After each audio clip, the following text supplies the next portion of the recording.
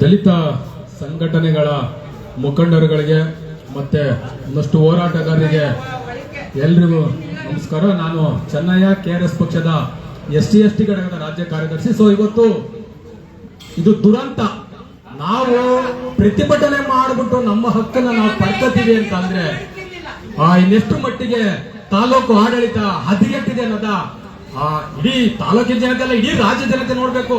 ಯಾಕಂದ್ರೆ ನಾವು ಪ್ರತಿಭಟನೆ ಮಾಡ್ಬಿಟ್ಟು ನಮ್ಮ ಹಕ್ಕುಗಳನ್ನ, ನಮ್ಮ ಸಮಸ್ಯೆಗಳನ್ನ ನಾವು ಬಗೆಹರಿಸಬೇಕು ಅನ್ನೋ ನಾವು ಬೀದಿ ಕುಂತ್ಕೊಂಡು ಇಲ್ಲಿ 2 ಅವರಿಂದ ಕಾಯ್ತಾ ಇದೀವಿ. ಯಾವುದೇ ಅಧಿಕಾರಿಗಳಾಗ್ಲಿ ಯಾರೇ ಆಗ್ಲಿ ಬಂದು ನಿಮ್ ಸಮಸ್ಯೆ ಏನು, ನಿಮ್ಮ ಹಕ್ಕೊತ್ತಾಯಗಳೇನು, ಯಾಕೆ ಕುಂತಿದ್ದೀರಾ, ನಿಮ್ ವಿಚಾರಗಳೇನು, ನಿಮ್ಗೆ ಏನು ಅನ್ನೋದಾಗ ಇಲ್ಲಿ ಗಮನದಿಲ್ಲ ಅವ್ರಗಳಿಗೆ.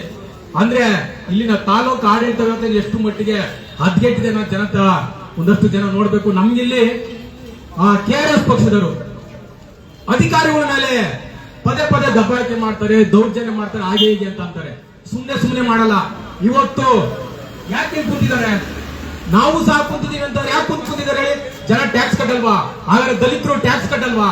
ಇವ್ರಿಗೆಲ್ಲ ಕೂಲಿ ಆಗೋ ರೀತಿ ಇಟ್ಕೊಂಡು ನಾವು ಇವ್ರನ್ನ ಕೆಲ್ಸಕ್ಕೆ ಇಟ್ಕೊಂಡ್ರೆ ಇವ್ರುಗಳು ನಮ್ಗಳ ಮೇಲೆ, ದಲಿತರುಗಳ ಮೇಲೆ ಇಷ್ಟೆಲ್ಲ ದಬ್ಬಾಳಿಕೆ ದೌರ್ಜನ್ಯಗಳನ್ನ ಮಾಡ್ತಾರೆ ಅಂತಂದ್ರೆ ಇವ್ರ ಮನಸ್ಥಿತಿ ಎಷ್ಟು ಮಟ್ಟಿಗೆ ಇದೆ ಅನ್ನೋದ ಜನತೆ ಸ್ವಲ್ಪ ಗಮನ ಇಟ್ಕೊಳ್ಳಿ. ಮುಂದಿನ ದಿನಗಳಲ್ಲಿ ನಾವು ಕಳೆದ ಒಂದು 6 ತಿಂಗಳಿಂದ ಪ್ರತಿಭಟನೆ ಮಾಡಿಬಿಟ್ಟು ನಾವಿಲ್ಲಿ ಎಡವಾಣಿ ನಮ್ಮ ಶ್ರೀನಿವಾಸ್ ಅಂತ ಜಮೀನು ವಿಚಾರದಲ್ಲಿ ಪ್ರತಿಭಟನೆ ಮಾಡ್ಬಿಟ್ಟು ಇಲ್ಲಿ ಪಾಪ ಅವ್ರು ಯಾವ ಸ್ಥಿತಿಗೆ ಹೋಗ್ತಿದ್ರು ಅಂತಂದ್ರೆ ಇನ್ನೇ ಮುಗ್ದೇ ಹೋಯ್ತು ಅನ್ನೋ ಸ್ಥಿತಿಗೆ ಹೋಗ್ತಿದ್ರು. ಆಗ್ಲೂ ಸಹ ಕ್ಯಾರೆ ಆಗ್ತಿರ್ಲಿಲ್ಲ ಇಲ್ಲಿ ತಹಸೀಲ್ದಾರ್ ಅಧಿಕಾರಿಗಳು. ಏನಾರ ಕೇಳ್ಬೋರೆ ನಮ್ಮ ಹಿರಿಯರು ಹೇಳ್ತಾರೆ, ಹೆಣ್ಮಗಳು ಎಲ್ಲಕ್ಕೂ ನಮ್ಗೆ ಇದು ಮಾಡ್ತೀರಾ? ತಾಯಿ, ನೀವು ನಮ್ಮ ತಾಲೂಕಿನ ಎಲ್ಲ ಜನಸಾಮಾನ್ಯರ ಕಾಪಾಡುವಂತ ಒಂದು ತಾಯಿ ಇದ್ದಂಗೆ ನಿಮ್ಗೆ ಯಾಕೆ ನಿರ್ಲಕ್ಷ್ಯ? ದಲಿತರ ಕಂಡ್ರೆ ಯಾಕೆ ನಿರ್ಲಕ್ಷ್ಯ? ಇವತ್ತ ಎಷ್ಟು ಮುಜರಾಯಿ ಇಲಾಖೆಗೆ ಒಳಪಟ್ಟಂತ ದೇವಸ್ಥಾನಗಳಿಗೆ ದಲಿತರು ನಿರ್ಭಯವಾಗಿ ಹೋಗ್ತಿದ್ದಾರೆ. ಸುಮ್ಮನೆ ಬೋರ್ಡ್ ಹಾಕ್ಸ್ಬಿಟ್ಟು ಆದೇಶ ಆಗಿದೆ, ಸರ್ಕಾರದ ಆದೇಶ ಆಗಿದೆ ಅಂತ ಅಂದ್ಬಿಟ್ಟು ಬೋರ್ಡ್ ಹಾಕ್ಸ್ಬಿಟ್ರೆ ಸಾಲದು. ಹೋಗ್ಬೇಕು, ಗ್ರಾಮಗಳಿಗೆ ಭೇಟಿ ಕೊಡ್ಬೇಕು, ದಲಿತರ ಕೇರಿಗಳಿಗೆ ಭೇಟಿ ಕೊಡ್ಬೇಕು. ನೀವು ಏನ್ ಸಮಸ್ಯೆ ಇದೆ? ದಲಿತರ ಸಮಸ್ಯೆ ಏನು? ಯಾಕೆ ಈ ಸ್ಥಿತಿಲಿ ಇದ್ದೀರಾ? ಒಬ್ಬ ದಲಿತ ಏನಾದ್ರು ಒಬ್ಬ ಅರ್ಧ ಬಟ್ಟೆಲಿ ಇಲ್ಲಿ ಬಂತು ಅಂತಂದ್ರೆ ಅವನಂತೂ ಚಮಡ ಸುರಿದು ಬಿಡ್ತಾರೆ ಈ ಕಚೇರಿಗಳಲ್ಲಿ.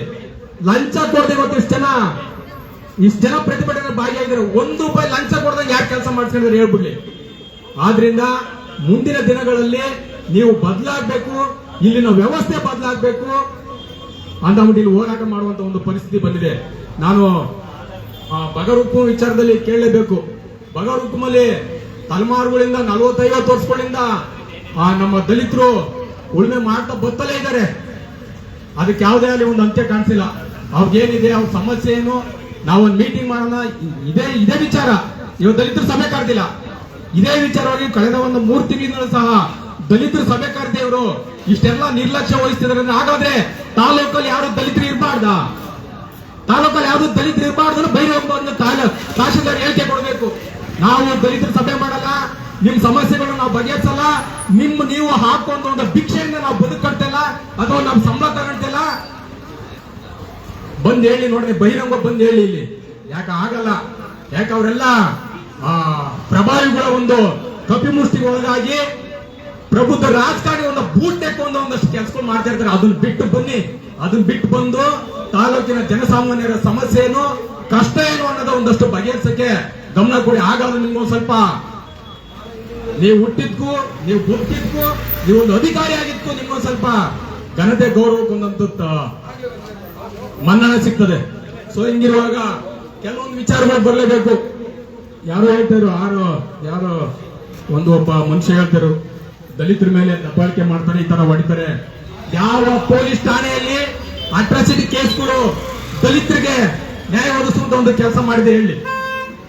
ಇವತ್ತು ಅವರು ಕಳೆದ ಒಂದು 6 ತಿಂಗಳಿಂದ ಅಲಿತಿದ್ದಾರೆ ಅಂತ ಅಂದ್ರೆ ಇನ್ನೆಷ್ಟು ಮಟ್ಟಿ ಇರ್ಬೋದು? ಅವರು ಸೋತು ಸುಣ್ಣ ಆಗ್ಬಿಟ್ಟಿರೋ ದಲಿತರಂತೂ. ಆದ್ರಿಂದ ನಾವ್ ಹೇಳ್ತಾ ಇದೀವಿ, ದಯವಿಟ್ಟು ನೀವು ಎಚ್ಚೆತ್ಕೊಳ್ಳಿ. ನಿಮ್ಗೆ ಫೋನ್ ಮಾಡಿದ್ರೆ ಬರ್ಬೇಕು, ಬಂದು ಸಮಸ್ಯೆನ ಬಗೆಹರಿಸಬೇಕು. ಅದರಲ್ಲೂ ಹೇಳ್ತಾರೆ, ಅರ್ಜಿ ಕೊಡ್ರಿ, ದಲಿತರೇನಾದ್ರು ಏನೋ ಸಮಸ್ಯೆ ಇನ್ನೊಂದು ಏನೋ ಕೇಳ್ಕೊಂಬಂದ್ರೆ ಜಾಸ್ತಿ ವಿವಾದ ಹೇಳ್ತಾರೆ. ಜಮೀನು ವಿಚಾರದಲ್ಲಿ ದಲಿತರಿಗೆ ಆಗ್ತಿರೋದೇ ಅನ್ಯಾಯ. ದಲಿತರು ಜಮೀನು ವಿಚಾರದಲ್ಲಿ ಮತ್ತೆ ಸ್ಮಶಾನ ಭೂಮಿ ವಿಚಾರದಲ್ಲಿ ಅಟ್ರಾಸಿಟಿ ಕೇಸ್ಗಳಿರಲ್ಲ ಪಾಪ. ನಾನು ಹೇಳ್ಬಾರ್ದು, ಕೆಲವು ಮುಖಂಡರಿರ್ತಾರೆ, ಹಿರಿಯ ಮುಖಂಡರಿರ್ತಾರೆ, ಅವ್ರ ಮನ್ಸಿಗೆ ಏನು ಅನ್ಸೋದೋ ಗೊತ್ತಿಲ್ಲ. ದಲಿತರು ಒಗ್ಗಟ್ಟಾಗಿದ್ರೆ ನಾವಿಲ್ಲಿ ಬಂದು ಇಲ್ಲಿ ಕುತ್ಕೊಳ್ಳೋ ನೆಸೆಸಿಟಿ ಇರಲ್ಲ. ಯಾರೋ ಒಬ್ಬ ಬರ್ತಾನೆ ಪ್ರಭಾವಿ ಬಂದು ಒಂದು ಅಟ್ರಾಸಿಟಿ ದಲಿತರ ಮೇಲೆ ದಬ್ಬಾಳಿಕೆ ಆಗ್ತದೆ, ಬಾರಣ ನಾನೇ ರಾಜಿ ಮಾಡಿಸ್ಬಿಡ್ತೀನಿ, ಅಲ್ಲೇನೇನೋ ಯಾವ್ಯಾವ ಕಥೆ ನಡ್ತಿರ್ತದೋ, ಇನ್ನೆಲ್ಲಿ ನ್ಯಾಯ ಸಿಗ್ತದೆ, ಇನ್ನೆಲ್ಲಿ ಬಡವರಿಗೆ ನ್ಯಾಯ ಸಿಗ್ತದೆ, ಇನ್ನೆಲ್ಲಿ ದಬ್ಬಾಳಿಕೆ ದೌರ್ಜನ್ಯ ಮಾಡುವಂತ ಒಂದಷ್ಟು ಜನಕ್ಕೆ ಭಯ ಅನ್ನೋದು ಎಲ್ಲಿ ಬರ್ತದೆ. ಹಾಗಾಗಿ ತಾಲೂಕಿನ ತಹಸೀಲ್ದಾರ್ ಅವರು ದಯವಿಟ್ಟು ಇನ್ನು ಮುಂದೆ ನಿಮ್ಮ ಹತ್ರ ಏನ್ ದಯವಿಟ್ಟು ಅಂತ ಕೇಳ್ಕೊಳ್ಳೋದೇನಿಲ್ಲ. ಯಾಕಂದ್ರೆ ಕಳೆದ ಸುಮಾರು ದಿನ ನಾವೆಲ್ಲ ನೋಡ್ತಾ ಇದ್ದೀವಿ ನಿಮ್ಮ ಆಡಳಿತ ಎಷ್ಟು ಮಟ್ಟಿಗಿದೆ ಅನ್ನೋದ.